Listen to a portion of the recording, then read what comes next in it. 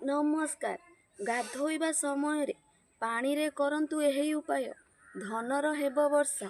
ଆସନ୍ତୁ ମୁଁ କହିବି ସେହି ସବୁ ଉପାୟ କ'ଣ, କିନ୍ତୁ କହିବା ପୂର୍ବରୁ ମା ମଙ୍ଗଳାଙ୍କ ଚରଣରେ ଯେ ଲାଇକ୍ ଆଉ ସବସ୍କ୍ରାଇବ୍ ସମର୍ପଣ କରିଦେବ, ମା ମଙ୍ଗଳା ତାଙ୍କ ଘରେ ସୁଖ ଶାନ୍ତି ଓ ସମୃଦ୍ଧି ବଜାଇ ରଖିବେ।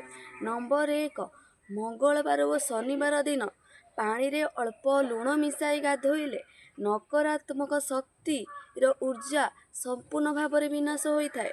ନମ୍ବର 2, ସୋମବାର ଦିନ ଯଦି ପାଣିରେ ଅଳ୍ପ କ୍ଷୀର ମିଶାଇ ଗାଧୋଉଛନ୍ତି ତାହେଲେ ନିଜକୁ ମାନସିକ ଶାନ୍ତି ମିଳିଥାଏ। ନମ୍ବର 3, ଯଦି ଆପଣ ପାଣିରେ ଅଳ୍ପ ହଳଦୀ ଗୁଣ୍ଡ ମିଶାଇକି ଗାଧୋଉଛନ୍ତି ତାହେଲେ ଏହା ଆପଣଙ୍କ ପାଇଁ ଅତ୍ୟନ୍ତ ଶୁଭ ବୋଲି ମାନାଯାଇଥାଏ। ଏହା କରିଲେ ଗୁରୁ ଗ୍ରହ ମଜବୁତ ହୋଇଥାଏ। ଆଶା କରୁଛି ଭିଡ଼ିଓଟି ଆପଣମାନଙ୍କୁ ଭଲ ଲାଗିଥିବ। ଯଦି ଭଲ ଲାଗିଥିବ ଭିଡ଼ିଓକୁ ଗୋଟେ ଲାଇକ୍ ନିହାତି କରିଦିଅନ୍ତୁ।